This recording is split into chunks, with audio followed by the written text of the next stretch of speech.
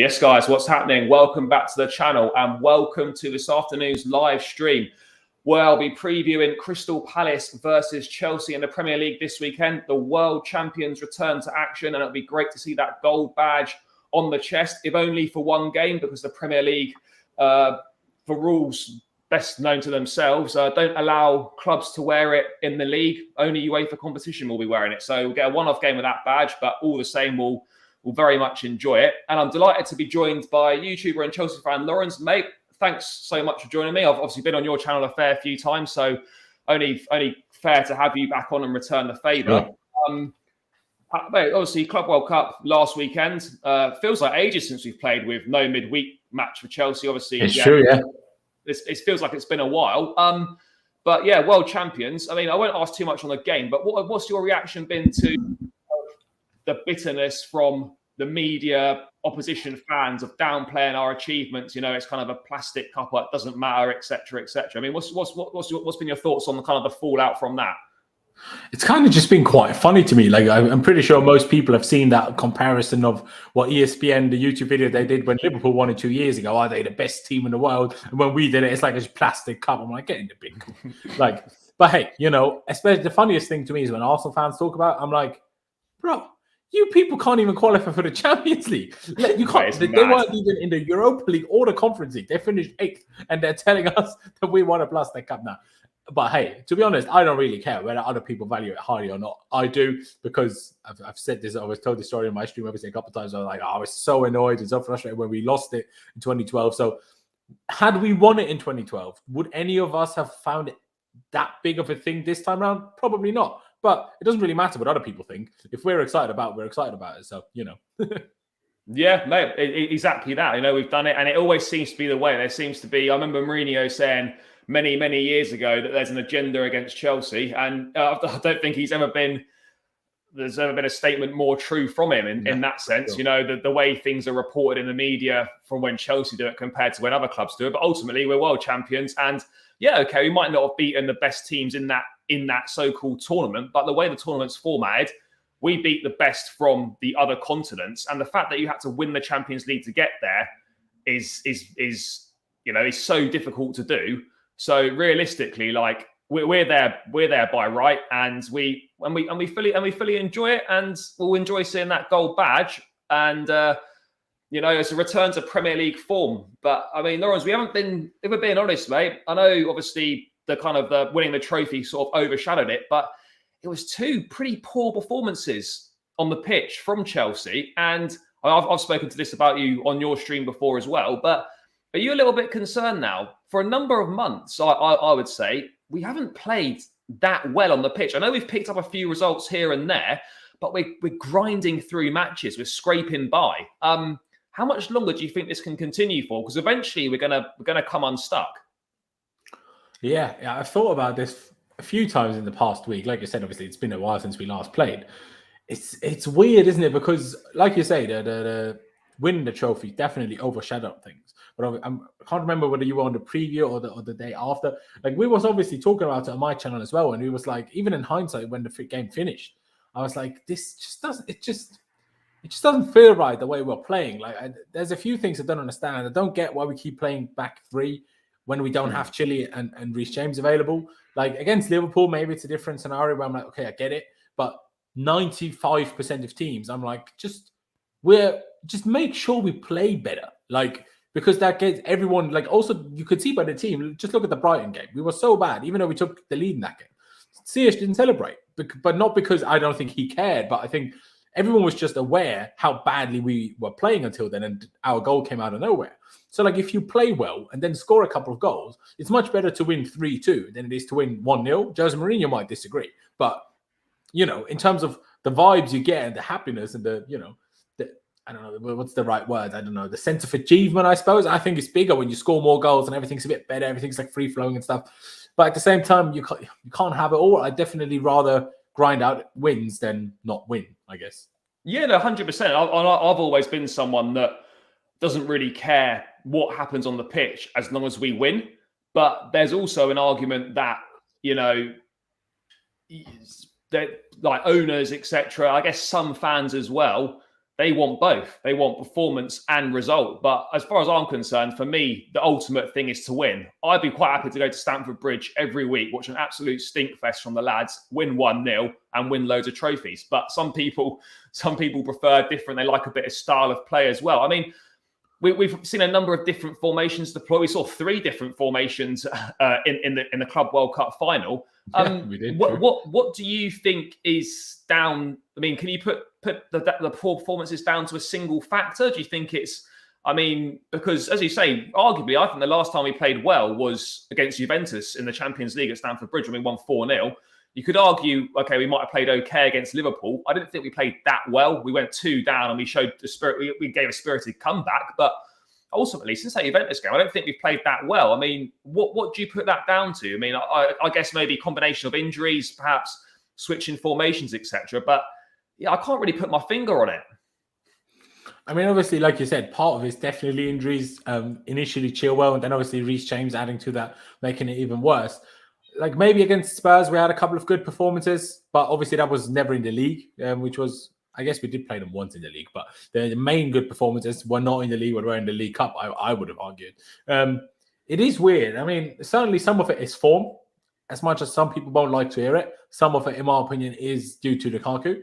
That whole drama certainly didn't help the whole vibe at the club, I would say, because think back to Aston Villa. First half wasn't good, the Boxing Day game, right? He came on second half, he was smashing it. The penalty he won, the goal he scored, everything was wonderful, right?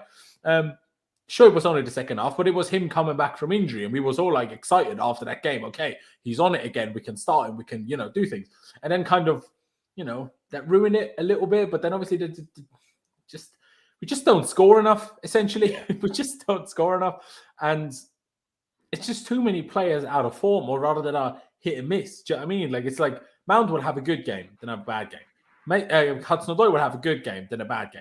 Ziyech will have a good game. Well, has a few good games recently, to be fair to him.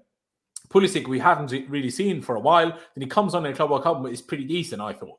Lukaku obviously at least scored in the last 2 games, but still feels like he hinders us. Kai Havertz scored against Spurs, then didn't start a game for a month, and everyone was like, where the hell was he? He starts again and scores. Obviously, it was a penalty, but still played well as well. It's just like, it's strange. I think there's a few issues that we have. I think sometimes we overcomplicate things in terms of paying too much attention to the opponent.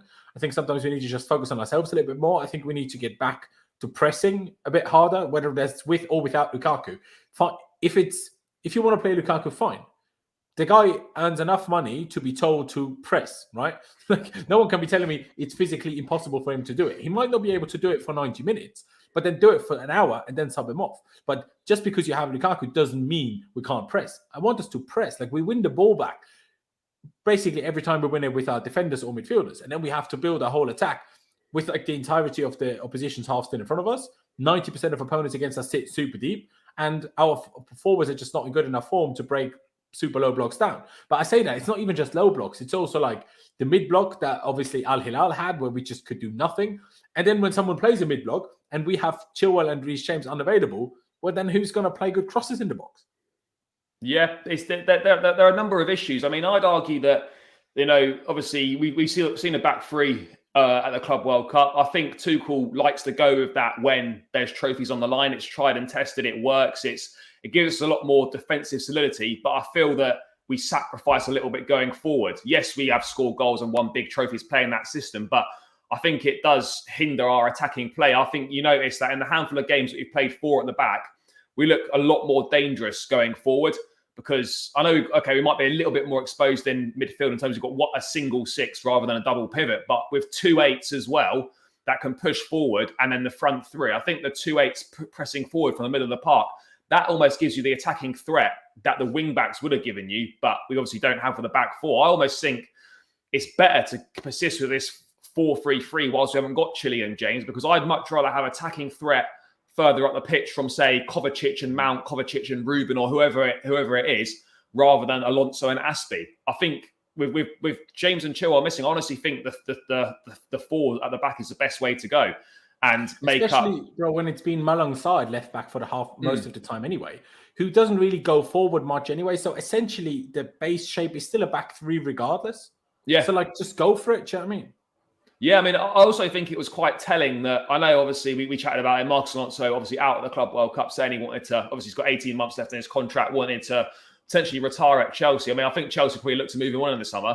I thought it was quite a big, I can't think of the word now, quite a big decision against him to start Callum at left wing back in that final over out and out actual wing back and Marcus Alonso. I mean, it could be reading a bit too much into it in terms of Marcus might have been having a rest or whatever. But I think when you're the only fit left back at the club and they prefer to play a winger in a cup final rather than you, I think that's quite telling. He was poor against Al Hilal, but I mean, ultimately, I think we can get away with Callum playing at left wing back or right wing back in certain games, but it's not a long term answer. I mean, let's be honest. Against Palmeiras, there was hardly any defending to do, if we're being perfectly honest. They didn't create a lot. Centre back, some counter attacks, and that was it. I mean, for a counter attacking side, they weren't very good at counter attacking. So it was like there wasn't a lot to go off. But I mean, I think Alonso could be in trouble. But I think ultimately, as you say, mate, I've got to be honest. I don't want to see a back three if our two first choice wing backs aren't available,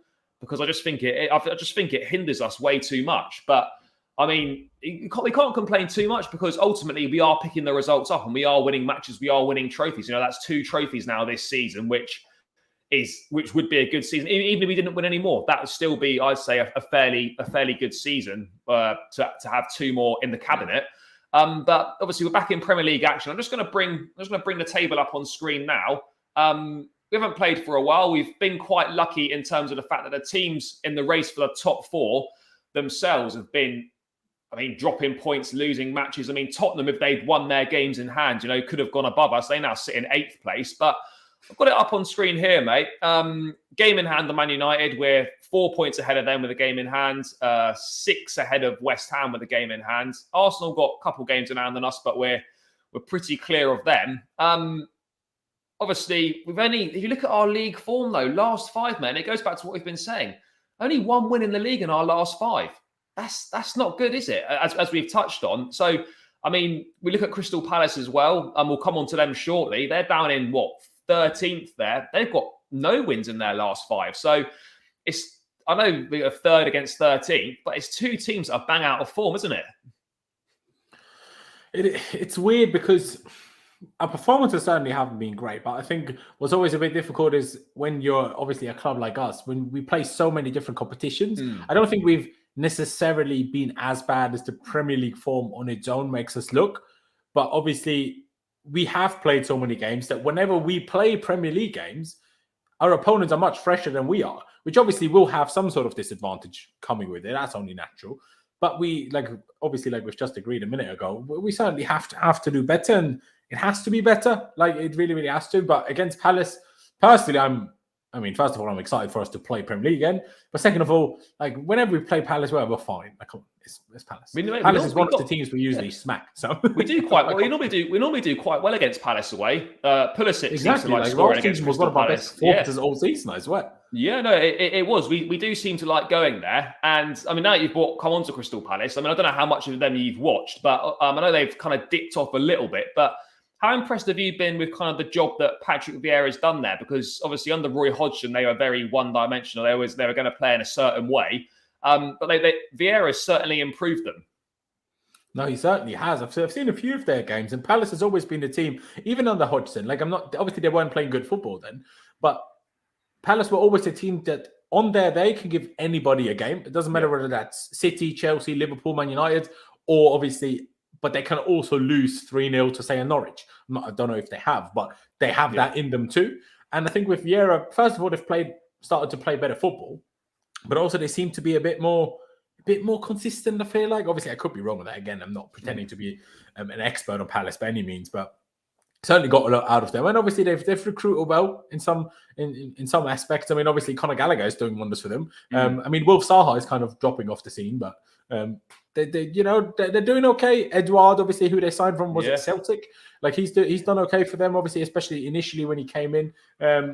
So I think they're a decent team, to be honest, mate. Like, Yeah, it's just a decent mid-table team. Like they're not going to threaten anyone in the top half of the table, or especially for Yeah. European places. But they're not. They have nothing to do with relegation, and that's well done for Patrick Vieira, Yeah. considering it's his first season at this level of management. Sure, he's managed like in the MLS and he's done things there and in youth teams and worked at Man City and stuff like this. So sure, but in terms of playing, actually being Premier League manager, it's his first season. So considering that, I think it's well done. Yeah, no, I'd have to agree with that, mate. I mean, they've got some exciting young players. Obviously, Conor Gallagher, who we touched on. Wilf Zaha got ability. I think he's just quite inconsistent. Against Norwich, he scored a worldie and then took one of the worst penalties I've ever seen. And yeah, there's exciting young players in there. But we're gonna have to be careful because they will give us a game, particularly at Selhurst Park. They'll be up for it. I know we've got a good record there, but it's a London derby, and it's gonna be hard. It really is, and we're gonna have to be at our best. It certainly isn't an easy place to go. But I just wanted to focus on Conor Gallagher, a big plus for us from the academy. Obviously, doing really well at Palace, has really been their best player probably. He's not going to be available due to the loan rules. I mean, just quickly on that, what do you think about those rules that when you loan a player out, that they can't play against their parent club? Or certainly Chelsea seem to put that in a lot of loan deals. I mean, would you have liked to have seen him play against us?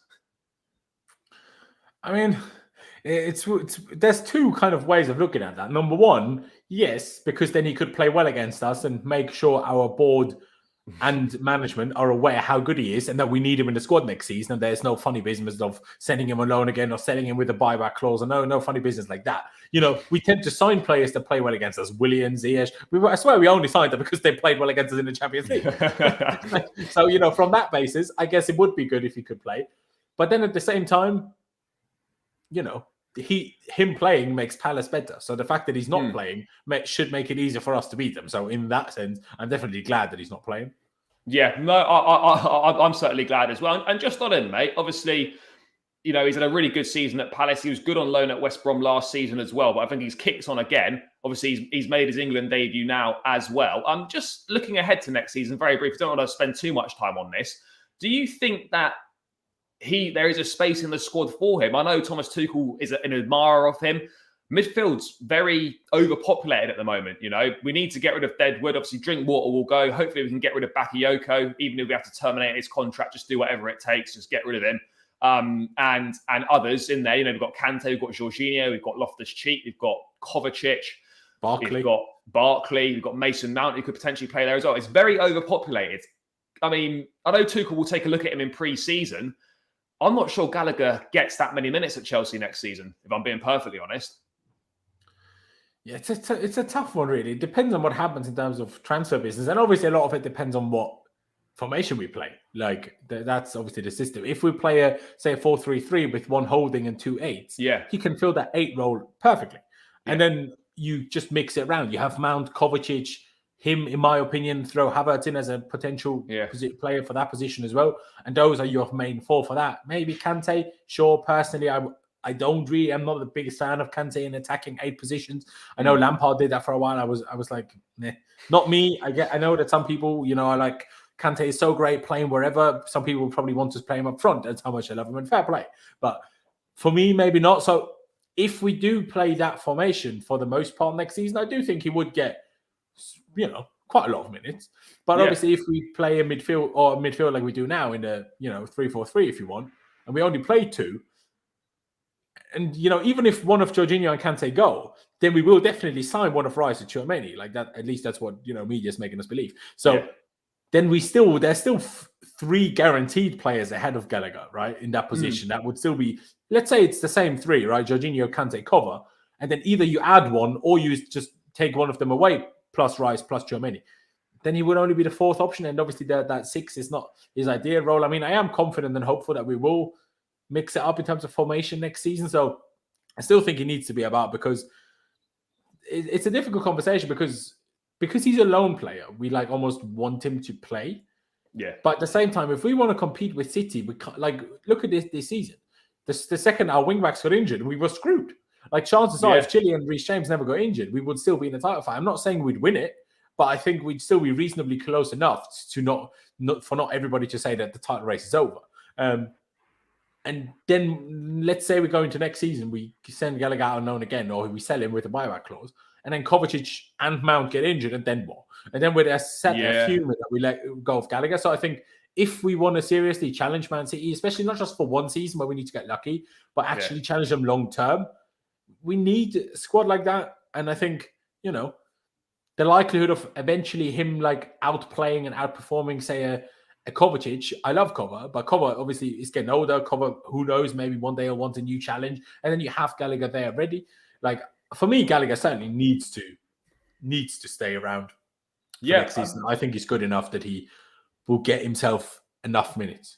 Yeah, I would agree, mate. I'm excited to see him in a Chelsea shirt. I think also, we won't go into it now, but with Kante and Jorginho, when it gets to the summer, entering the last year of their contracts, I mean, one or both could be gone at the end of next season. I know we'd bring other players in, but that would also free up space in the squad for Gallagher also. So there's definitely potential routes in there, but it's going to be up to him to continue to deliver on his promise. And one thing that I always don't want to get too carried away with players performing well on loan at another club, because it's all very well performing well for Crystal Palace, but playing in midfield for Chelsea in the Champions League, battling for a Premier League title, that is completely different than doing it for Crystal Palace. The level of pressure, the way teams play against Chelsea is so much different to how teams play against Palace. So it will be another step up for him. So I'm not saying he can't do it, but I'm saying we've got to be realistic and kind of perhaps take the, expectations down a little bit. The same with Broja. I'm not saying that Broja's not a good player. Yes, he is. But at the same point, people thinking that he's suddenly going to come in and tear it up for Chelsea, they're very much mistaken, because it's so different leading the line for Southampton. Different system. Teams play so differently against Southampton. Chelsea, he won't get as many chances, and he'll have to take those chances pretty much 100%. So there's no guarantee that loan players will do well. But I think there's definitely space for the both of them. But at the same time, we've got to be realistic with our expectations that these guys might not do that well to start with if they play for Chelsea next season. And we've got to be okay with that.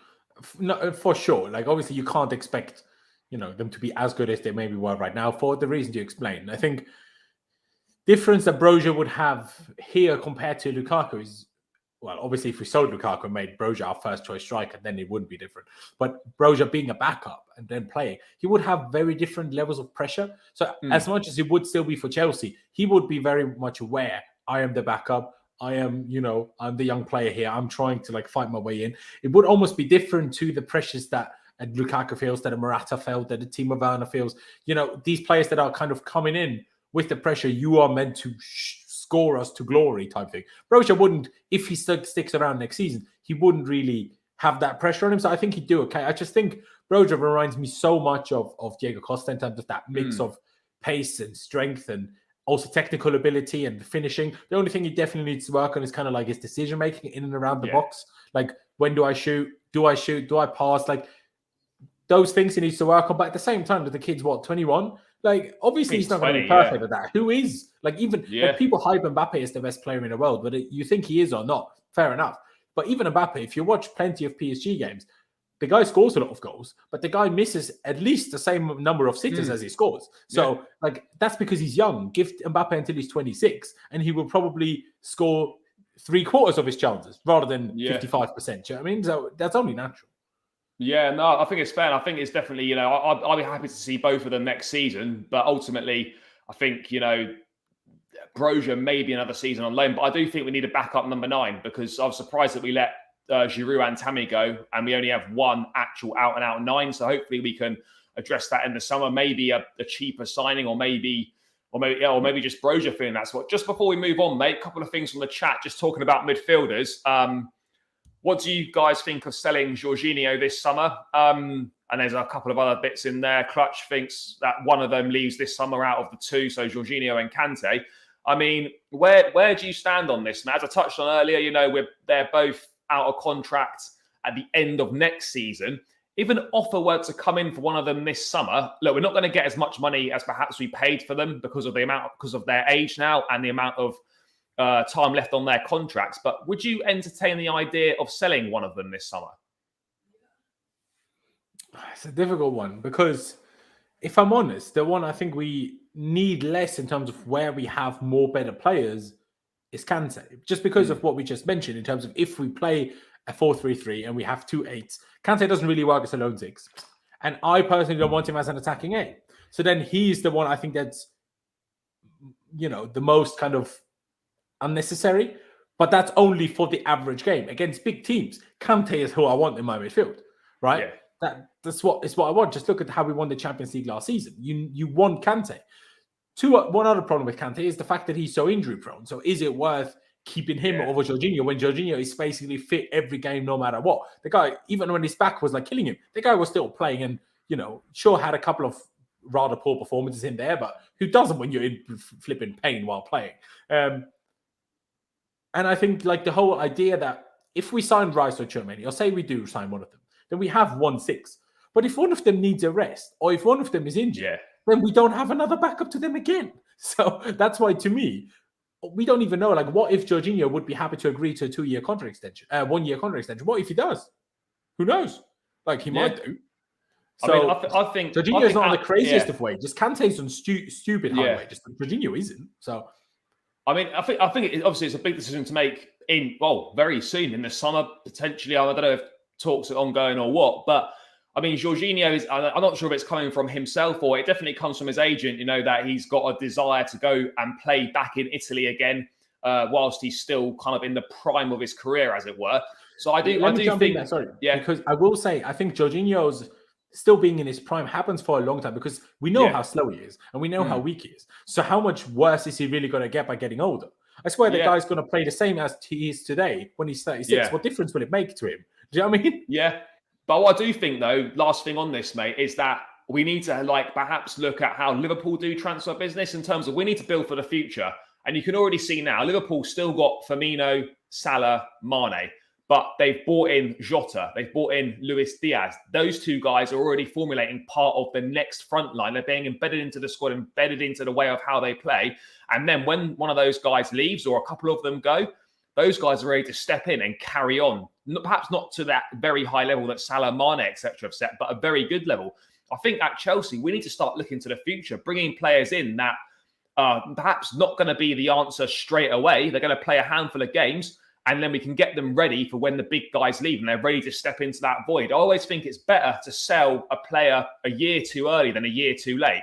And realistically, with Kante's fitness record at the moment, yes, he's very good when he plays most of the time, but he's not playing that many games at the moment through injury. Do we really want Kante and Jorginho at Chelsea still on big contracts when they're 33, 34? I think the guys are both 30. I think they're both 30 now. So there's big decisions to be made. I'm not saying one goes this summer, but if we had to sell Kante or Jorginho this summer to make room for a Rice or a Tchouaméni, I wouldn't have a problem with it because we're building for the future and we've got to do that. Yeah, I mean, I just wish we signed Tchouaméni last season. I would have, first of all, it would have been cheaper, and it would have had the whole year to learn. It would have been much easier and better than forcing him in next season, in my opinion. But hey, Tuchel apparently was Tuchel that decided against that. Who knows whether that's true? But that's what CFC News page told myself on Pice on the stream a few weeks ago. But yeah, no, you're probably right. For me, like I said, I totally understand. If I go one-on-one player v player, Kante is a better player than Jorginho. Yeah. I think most people will agree with that. I just think with what we lack and what we have, I think Jorginho is more important just because we have more players that can play Kante's position than we have players that can play Jorginho's position. So that's why for me, if I had to decide between the two, I more lean to Kante plus injuries, plus he's after Lukaku our highest paid player. So Kante staying and Jorginho staying. I think Jorginho's on 140k, nothing outrageous. I could be wrong here, by the way. Could be wrong. I do apologize if I am wrong. But I know Kante is on 290k as far as I'm aware. So he's our second highest paid player. So letting Kante go in that sense makes sense if he's not going to be fit for more than half of the games. You're basically playing add 290,000 times 52 and then add that number and you're basically getting only half your money's worth because he's injured for the rest of the games. Yeah, no, I agree, mate. And all the balance of the squad as well, as you touched on. Jorginho, really, if we play a 4-3-3, he's really the only out-and-out single six in the squad. So we need to address the balance there. I do think that if Tuchel gets a Rice or a Tchouaméni, I do honestly believe we'll see a back four next season. But we just need the right profile. But I mean, moving a little bit more towards Crystal Palace again, mate. Mason Mount, as we know, bit of an injury blow in the Club World Cup final. According to CFC News page on Instagram, Nathan Gisting on Twitter, obviously going to be out for 2 to 3 weeks, which means he misses this game, misses Lille, and it's going to be touch and go for the League Cup final against Liverpool. Hakim Ziyech obviously playing very well. Kai Havertz back in decent form as well. I know we've got the cover to deal with it, but how much of a blow is this, do you think, to Chelsea when we've got some crucial games coming up? I think for today, for Saturday and for Lille, I think it's going to be okay. Against Liverpool, it could be a bit of an issue. But at the same time, like you say, Ziyech being in decent form, Havertz coming back into form. I think Pulisic looked good when he came on. Also, last time Pulisic played properly was against Liverpool, and obviously he was great. Scored obviously that great goal. So I think we'll be okay. But obviously, it's always a blow when one of your best players is out injured. But we need to compensate for at least. But I'd rather it for once be one of our attackers where they're all not in great form anyway. And they're all roughly as good as each other in terms of form at the moment. As much as Mount has by far the highest in terms of goal contribution numbers, most of those happened a few weeks and months ago, right? So recently it's been like kind of, on and off. So I'd rather that than say if they told me tomorrow, Kovacic is injured or now Aspi is injured. I'd rather it, obviously I don't want anyone to be injured, but it's probably less problematic here for the time being than it is in attack, I would say.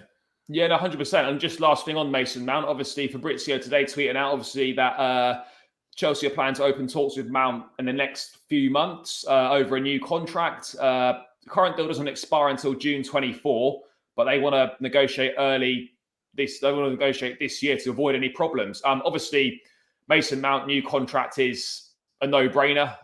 We all want to see it happen. Do you think it's smart from the club to get this done and dusted early to avoid any negative speculation in the media and running contracts down like we've seen with Rudiger, Christensen? This is definitely the right thing to do, isn't it? 1,000,000%. We need to get so much quicker. I get that there's obviously things have piled up. So that also at the moment makes it difficult to get ahead. But once we have this Christensen, Rudiger, Aspi, whether they stay or leave, once we have it sorted, we need to get on extending the contract of the players we want to extend. Whether it's Mason Mount, if we want to extend with Kante and or Jorginho, get on that. Don't let it wait until next January again. I don't want to be in the same position like we are now with the centre backs. Absolutely not. Get on it. If you don't have enough people, hire more people so you can get on it. I cannot understand how we put ourselves in that position so often where we have players with 1 year left on their contract. It's ridiculous because even when we do sell them, that's what we're talking about in terms of selling them in the summer. You talk about age. Sure, age plays a part in their value, but I think the biggest reason in their value for Kante and Jorginho, if we do sell them, is the fact that they only have 1 year left in their contract. And someone that only has 1 year left in their contract is much cheaper than someone that has 4 years left in their contract, 3 years, 2 years. So we need to make sure that the players we actually want to have here have contracts, and don't always waste bloody contract extensions to players that we don't even want or need. Yeah, mate, 100% agree. Texas Blue in the chat saying give him a 10-year contract. I mean, I don't know. It wouldn't be a bad thing, but as long as we'll never get a raise for the next 10 years. Then. But I mean, as long as we tie these players down, as you say, that's the most important thing, and we don't let these contracts run down like we've seen with the centre halves, then this should be a fairly easy deal to do. Mount loves Chelsea from the academy through and through. Chelsea, it should be a very straightforward deal to conclude. So I don't have too many issues with as long as Chelsea. It should be, but this is Chelsea, so nothing's ever plain sailing. So hopefully this will be fairly straightforward. But mate, let's get into the team news then for Palace. As we touched on just then, Mason Mount's out through injury. Ruben Loftus-Cheek has returned to training. He could make the squad potentially. I don't think he'll start, but he could certainly be on the bench. And obviously no Reece James and no Ben Chilwell still. But other than that, there should be a full complement of players to pick from. I'll bring it up on screen now. Mate, I've got it as a back three, but obviously we can change it if you think it's going to be something different. It's quite flexible with that. Predicted 11, yeah? So what I think Tuchel will do? Nah, let's just go with what we fancy. Okay, well, if you ask me what I fancy, I'm certainly going to go back four. Personally. Right, mate. Let me just switch that up. We'll go single six. I've got us in I've got us in the away strip here. I'm pretty certain we could be playing in the yellow against Palace. Probably. So we'll roll with that. I'd like to see a back four. as well. In goal, mate, I mean, this doesn't really need much of a discussion, does it? Edouard Mendy, best goalkeeper in the world, I'd have to say. 1,000,000%. The first player %. ever in history of football to be champion of Europe, Africa, and the world at the same time. So pick up Edu Mendy. Mate, big him up. And ultimately, very briefly, right decision to play him on the Club World Cup final over Kepa. As harsh as it was, he's number one choice. Simple as that, really. I mean, whether it was right or wrong, I wanted Mendy to start. I think it should have been kept Mendy to start, but obviously, in terms of how the game went, he didn't really have a single save to make other than a penalty, and he didn't save that. So I guess whether it was Mendy or Kepa, that they wouldn't have made a difference in terms of result. But no, for sure, like Mendy needs to start tomorrow. And in terms of centre-back pairing, our two best centre-halves, you fully expect it to be Thiago Silva and Rudiger. Any thoughts on anyone else potentially getting a look in, or not really? We had a week off, so I mean, I guess you could debate whether we should make sure players are rested and fit for Champions League. And because obviously after Champions League, we also have the League Cup final. So maybe you could argue Thiago Silva, rest him, give him a little rest. Because obviously even when everybody else had 2 weeks off, the guy was in international duty. So like he didn't have a break like everybody else. So actually I might make an argument to say Christensen and Rudiger, to be honest, just to make sure Thiago's like not overplayed. But you know, if obviously Tuchel decides he's fine, then he's fine. And then I have no qualms with that whatsoever. Yeah, I think he's one of them, Thiago Silva, that if he's fit, he just wants to play. I think it's probably as simple as that, really. But again, I could see if one of the two was going to miss out, I'd probably say it'd be more likely Silva due to his age rather than Rudiger. And in that case, Christensen would probably come in.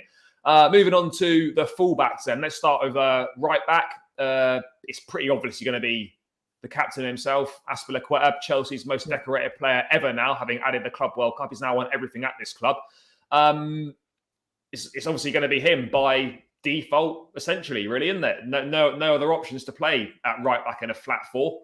No, I mean the only one you could debate maybe is Chalobah, but he hasn't played there yet. So the likelihood of us doing it for the first time when we play a Premier League game, especially with our recent Premier League form, is probably slim. So yeah, no, definitely Azpi.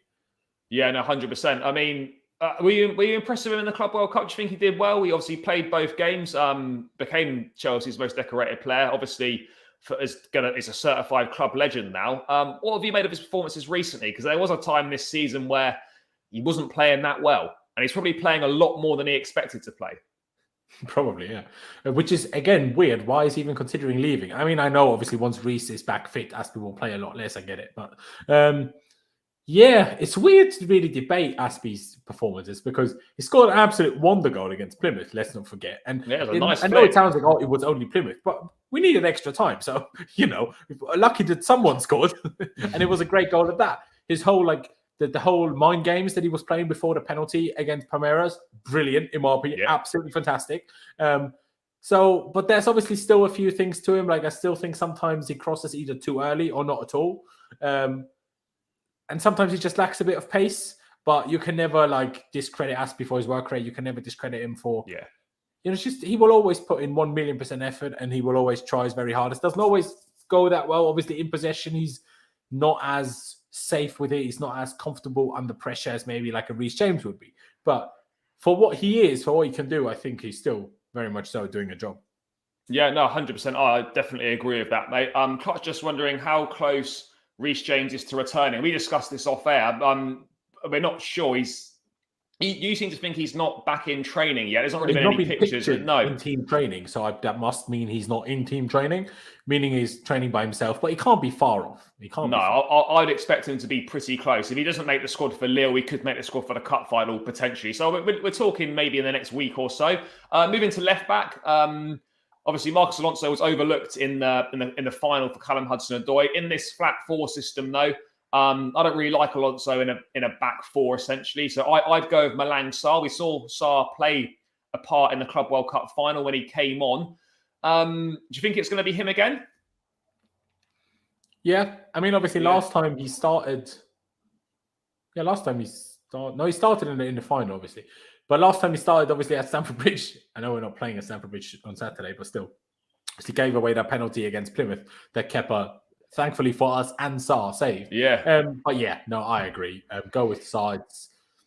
I'd just much rather that than Alonso. Also, weirdly, I'm kind of a fan of Malang Sarr. The fact that, none of us wanted him, the fact that none of us rated him, and he kind of played himself into a position where now with Chile injured, he's kind of our first choice left back. And I'm almost like, fair play to you, like, for putting yourself into that position through training and performances. Like, none of us expect that. So I'm kind of... Mate, I can't lie, I actually quite like him. I thought when we signed him that summer on the Lampard, we spent all that money on Werner, Havertz, etc. I thought he'd be one of those who picked him up on a free. We'll loan him out for a few years and we'll sell him on for a profit. I honestly didn't think he'd play. I thought maybe he'd play, a few early rounds of the Carabao Cup. But he's actually, through obviously hard work on the pitch, as you say, and through kind of fortuitous injuries to others ahead of him, he's kind of found himself with a reasonably important role in the squad now. And I have to say, apart from a couple of mistakes here and there, he's actually done pretty well. So I'm more than happy for him to continue there. Moving into midfield then, mate. We're going to go with 2 8s, one holding midfield player. With Jorginho really being the only defensive midfielder in the squad, we would imagine it's going to be him. He didn't play in the Club World Cup final at all, which I found quite surprising personally. But given the fact he didn't play in that game, you'd fully expect him to be restored to the lineup in this one. Yeah, 1,000,000%. I would expect him to play. So obviously, I'm not 100% sure we're going to play this formation, but I'm very sure Jorginho is going to play. And he should. Yeah. Yeah, mate, were you surprised that he didn't play in the final? I'm surprised he didn't even come on, but also that was obviously somewhat result dependent. Like, had we gone 2-0 up, I'm pretty sure he would have come on just to see it out, because obviously he gives us extra control. But because obviously it was a draw for very long, that's probably why he didn't come on, I presume. But yeah, but at the same time, sometimes Kante isn't used, sometimes Cover isn't used. One of them three is always going to be hit. So yeah, no, I agree. And moving into the 2 8s then, obviously no Mason Mount. That would have been one of the positions. Yep. As we've both touched on, not really a massive fan of N'Golo Kante being deployed further up the pitch. Mm-hmm. But I suspect that obviously one of them is going to be Kovacic. Would you agree with that? Kovacic for sure, yeah. Yeah. I mean, I thought in the final, I thought he was okay. Definitely not as good as the semi-final. But again, we get the goal through Lukaku from Kovacic making a run from midfield, and obviously playing as an 8, that's going to give him a lot more license to and suits him a bit better and do that. Yeah. And the other side, obviously we've got Kante as a choice. I don't like Kante attacking, to be honest. I really don't. I just like his attacking side of his game is definitely improved, but he's a defensive-minded midfield player. He intercepts, he starts the attacks off. He's like an evolved version of Makaleli, essentially. I don't really want, you need him to be linking up with Ziyech if he's playing on that right-hand side, like Mount and Ziyech have been linking up. Kante's not going to give you that. But then if we look at it realistically, who else is going to go there? It's not going to be Ross Barkley. Could it be Sal Niguez? Maybe. I would love to see Ruben play as a number 8, but I don't think he's going to play from the start. But I really think he hasn't played for a long time. So yeah. But I do really think that with this back 3 system and 2 8s, Ruben would be fantastic as an 8. I won't bring it up on screen now because I'll have to take this off. But something Adam Newson tweeted out, he was talking about how under Sarri, Ruben was deployed in that position. And he said it's kind of easy to forget that. In an 11-game spell between April and May in 2019, Ruben got 4 goals and 3 assists whilst playing as an 8. And he was Chelsea's most influential attacking player in that period, behind Eden Hazard, and then came that horrific Achilles injury. People give Callum Hudson-Odoi the benefit of the doubt. Yes, I know he's a bit younger. Him and Ruben both had the same injury. But with Ruben, I'm not saying that I know his time's running out at Chelsea. It is. He has to start delivering. And, the fact that he's a bit older than Callum probably doesn't work in his favour. This guy's had the same injury. And he was probably in the best spell of his career, Let me go and play that stupid friendly. Bro, that season, he was our second best player, man. Mate, he was good. It's so frustrating. But if he gets himself fit and sticks fit, this 4-3-3 with 2 8s is perfect for him, isn't it? It really is. I agree with you, though. Like you said, I don't think he's going to be the one that starts. He hasn't played in a while. He's only been in training for a week, I guess. A few days, but still, so I doubt he starts. But Saul is an interesting shout from Clutch. Now, me personally, I would play Kai Havertz there. I know he hasn't played there a lot, but hey, if we're gonna play just one striker, and we're not gonna play a 10, I think Kai Havertz is way too good, also way too expensive to basically be on the bench other than when Lukaku doesn't play. So for that reason, I think we should find a spot for Kai, and why not try there? Last time we played Palace, Kai Havertz away last season. Kai Havertz was amazing. So, and also the fact that you mentioned earlier in terms of this player 8 role that we have here on screen, needing to switch and link with the right winger so much makes the whole position even more suited to Havertz, if you ask me, because it allows Havertz to push up next to the striker, it allows Ziyech to drop and whip the crosses from the side and a bit deeper. So again, I don't think it will be Kai, but if you're asking me who I would play there, I would go for Kai, because why not? I agree on that sentiment, but I also think you look at it and, Havertz is not going to do the same defensive work as Mount would do in there. So, obviously, you look at it, you think, it's good in theory, but is it going to leave the midfield a little bit exposed potentially? That's obviously open for debate. I personally don't think so. Lampard played in there a couple of games. I don't think the defensive side of the game was the problem that we had, because we know Kai's amazing at pressing. Yeah. That's the big reason that we always mention for why he potentially should play over Lukaku, that our press is so much better. So the guy certainly doesn't lack work rate. Maybe he might not be the best at tackling. Obviously, he was worse at tackling than Mason Mount. I'm not saying he won't be, but that goes back to the whole conversation we had earlier. Our forwards don't do enough. So give them more forwards, give them more freedom, give them more trust, and you might get more out of them. Yeah, no, I agree, mate. I mean, ultimately, though, I think if we're being honest, as much as we'd like to see Kai here, it's probably going to be Kante, and Havertz is probably going to play a little bit further up the pitch. That's where I think he's played. So I'm going to, as much as it'd be nice to be Havertz, I'm going to put Kante in, but I think Kai is going to play tomorrow. But make up of the front three. Because I think if we play all can we play all three of them? Mate, well, I don't know. Before it's Kante in that formation, I think we just play the 3 at the back. And we only play 2 midfielders. Because the fact that we don't have Mount, I think makes it more likely that we just play 2 midfielders rather than 3 and then force Kante in. I'd have to agree with you. If it's going to be those 3, you'd rather just play a double 6 pivot, really. Yeah. Than having those, or you then play a 4-2-3-1, I guess, or a 4-2-2-2, whatever you want. All right, mate, let's go for it. Let's get rid of Kante. Let's just put Havertz in there. Why not? We can't control anyway what Tuchel is going to do, so who knows? No, exactly. let's put him in there, mate. Moving on to the front 3 then, quickly to round out. I was very surprised that Hakim Ziyech didn't start the Club World Cup final. I thought that was one of the big standout decisions from Thomas Tuchel. Arguably been Chelsea's most in-form attacker in the last few weeks. Again, he's not as effective in a back 5 as he is in a 4-3-3 system, but he's still been influential. I fully expect him, particularly with Mason Mount being injured. Surely Hakim Ziyech is back in the starting lineup for Saturday. Oh, I bloody hope so. Yeah, he should be. Yeah, I mean, what have you made of his resurgence? Because he was one of them that clearly talented. We signed him, obviously, under Lampard. He saw him how good he was at Ajax. The guy as a technician is fantastic. He's got a wonder of a left foot, but it hadn't really happened for him at Chelsea. He was becoming really frustrating, and arguably you could argue that he was one of the ones that would be sold on in the summer. But this switch to the back 4 really seems to have found the best form for him. And isn't it funny, mate, how when you place someone in a position you sign them to play in, they actually turn out all right. It's weird, isn't it? I mean, it's difficult to judge always as a fan, right? Because think back to pre-season, the Super Cup. Obviously, he scored the goal, essentially won us the Super Cup. Obviously, we won it in the end of penalties, but at least took us 2 penalties, right? Yeah. Gets injured in that very game, dislocates his shoulder, and he's all screwed. And Tuchel was telling us until, I don't know, I swear it was until December, he kept mentioning that Ziyech doesn't feel free with his shoulder and everything.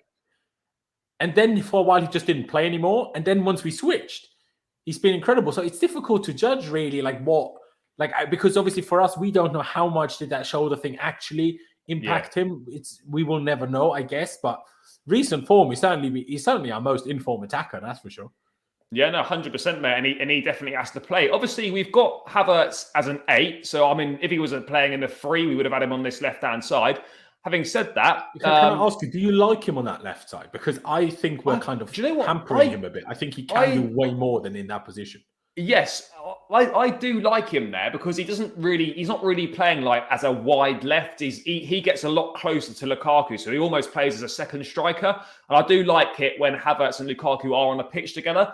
But I get the point that we're almost trying to shoehorn like Havertz into a position, especially when we don't have a proper left back. You know, Havertz then doesn't play like a proper winger. Who fills the whole left side? Yeah, this is the problem. And I mean, for me, I think Havertz is best as a 10. We don't play a 10, so he's not a winger either. So if we're going to play a back 4 with out and out wingers, Havertz isn't really that guy on the left hand side, but he can do a job there. But I think ultimately, mate, I think Kai Havertz could play as an 8, or he needs to play as a number 9. I don't think he's not a winger in my opinion. But obviously, especially not in a 4-3-3. In the 3-4-3 where it's narrow wingers, certainly more doable. But where it's a proper winger, it's not really the best for me.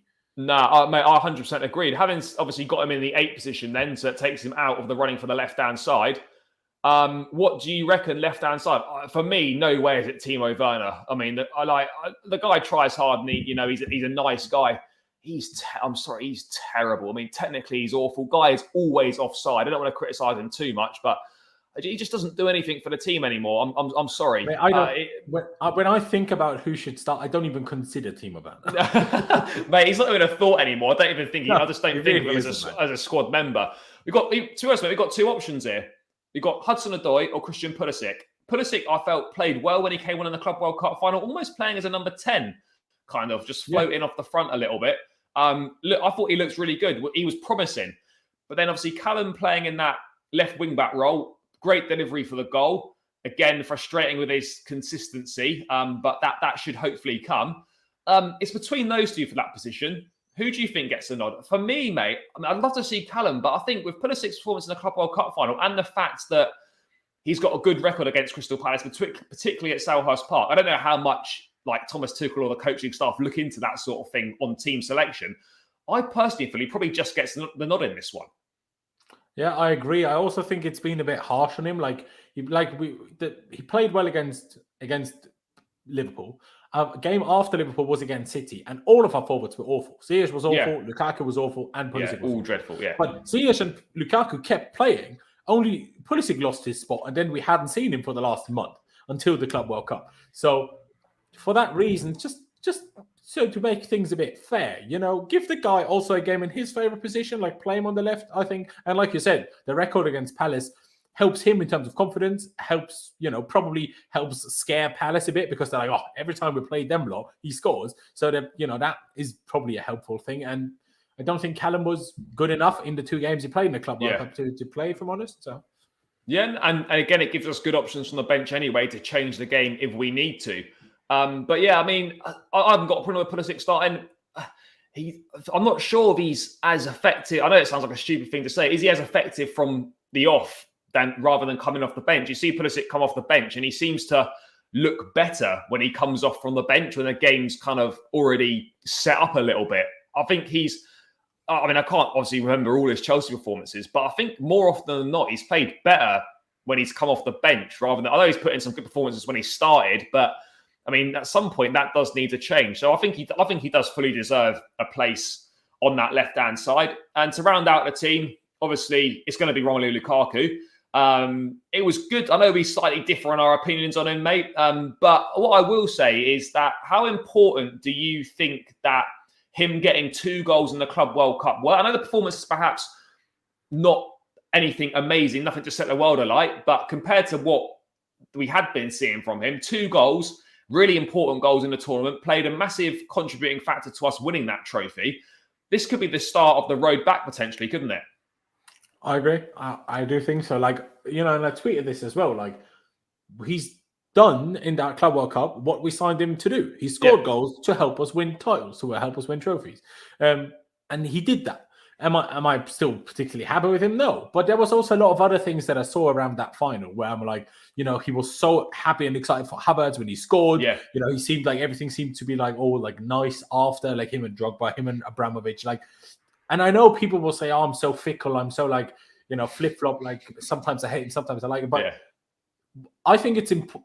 I felt, and I to some extent still feel that he ruins a little bit the whole positive vibe that we had. Like his interview, I certainly felt for a little while ruined the whole vibe in the dressing room. Like the whole thing felt like a family. All of a sudden, Lukaku comes in, and it feels like, I don't know, it's like a stepbrother coming into a family. That like it just didn't work. But that whole Club World Cup, everything around it made me feel like things are moving in the right direction. 1,000,000% what you said. For him, for his teammates, for the fans, the fact that he scored goals in important games to win us trophies. That's the only thing you can do. And if I always go on the back of fairness, on the back of the last 2 games and the final, Lukaku deserves to play again. Do I still think he needs to be better and especially press more, move around more? 1,000,000%. Yeah. But especially if I want Kai Havertz in midfield, I don't have anybody else up front anyway. And I also think Havertz is great as a 9 in the 3-4-3, but I think in the 4-3-3, where there's a bit more space for the striker to operate in by himself, I think it's a bit more difficult for Havertz to do. Yeah. I think the 3-4-3 suits him more as a 9 than the 4-3-3 does. So I think in that sense, we only really have Lukaku as a proper good option anyway. But at the same time, I could also be wrong just because we haven't seen Kai in that 9 in a 4-3-3. But he definitely warrants and deserves to play that game. I just hope he can translate the goals and improvement of foremost in the Premier League, because we need it. Like, as much as I was critical of him over the last few weeks, like we need him. We paid so much money for him to be good for us. We didn't pay much money for him to not use him. So I want us to use him. I want him to be good, but that only works if he plays well. Yeah, no, 100%, mate. Like we signed him to score goals, and as much as people might not like him, the fact is, the guy is our best goal scorer on the football pitch. As simple as that. Whether you think he's a bit lazy, whether you think he disrupts the flow of the play, or whatever people think, ultimately, he's the guy that's going to score the majority of these goals, because the other guys don't have enough goals in them, or don't have enough, about them with their finishing. I know Lukaku doesn't score every chance, but he's far more likely to score chances than any of the other guys are. So we do need him to do well for us to do well this season. So I think it's in everyone's favours that whilst you can have frustrations with him, ultimately, we need to back him, because if Lukaku does well, Chelsea do well, and as fans, that's ultimately what we all want. Exactly, and I also think in this formation, it's a bit easier to compensate for him running a little bit less, maybe, than say Havertz would in that position, because obviously in the back 3, you have only 3 attackers essentially, right? 3 main attackers, and those 3 have to do the pressing. When we play this system, as you touched on earlier, you have the 2 8s moving up, both in pressing and in attacking. And that makes it a lot easier to compensate for Lukaku being there. And that's why I think in the 4-3-3, in the 4-back, Lukaku also is less of a problem in terms of just our defensive work, but pressing type thing. So I think it's easier to compensate for him running a bit less. It's a bit like Hazard was better in a back 4 than he was in a back 3. No wonder that he had his best season under Sarri, because we knew Hazard doesn't really defend much, doesn't really track back, doesn't really press. He didn't do those things. So in the back 4, it was easier to compensate because we had Kovacic as the left number 8 help Hazard. And that's the same thing that now our 8s can help Lukaku a bit. And that's why I think also that helps the whole team work a bit better, which is part of why I want a back 4 rather than a 3 if I could choose. Yeah, no, 100%, mate. Just to round out then, score prediction from yourself. What do you reckon? I'm a bit positive, Yeah. But I often am, and it doesn't always come true. But I will say 4-1. Didn't we win 4-1 last time we won at Palace? I'm going to go for we got a few goals. I think we went 2 or 3 up pretty in like 15, 20 minutes or so. Yeah. Yeah, exactly. And then I think we got a 4th, or maybe they got 1, and then we won 4-1 though. Yeah. So I'm going to go for that. But that is only if we go for the formation we go for. If that's not it, if we go for, I don't know, a 3-4-3, I'm saying like 2-0. Yeah, fair. Okay, mate, I share the same confidence. I think we are. Either way. I think we are going to score a few goals. I think we might let one in, but ultimately, as long as we win, I don't mind too much. I'm going to go for a 3-1. I know we don't seem to score that many goals at the moment, but that's got to change at some point. So there's no better time than the next game to try and put that right. So I'll go with a 3-1 on that. But as long as Chelsea win, we'll both be happy, and that's all that matters at the end of the day. But that seems like a good point to round out. Laurenz, thanks so much for joining me as always, mate. Guys, make sure you subscribe to his channel. He's on the road to 15k subscribers, so do help him out. Subscribe. It's across the banner at the bottom, and I've linked it in the description, so do check that out. Also, check out his Twitter as well. From myself, make sure you subscribe to my channel. Not quite on the road to 15k, on the road to 400 in the early days, but if you can help me get there. It's still a road to 50k. It's still a road, just a few more stops on the way in there. But yeah, if you could help me out by smashing a like on this video, subscribe to the channel. So if you're watching live or you're watching it back and you're not subscribed, please do subscribe and smash a like on this video. And yeah, we'll catch you again very soon, mate. Thanks again as always. Up the Chelsea, and catch you in a match review.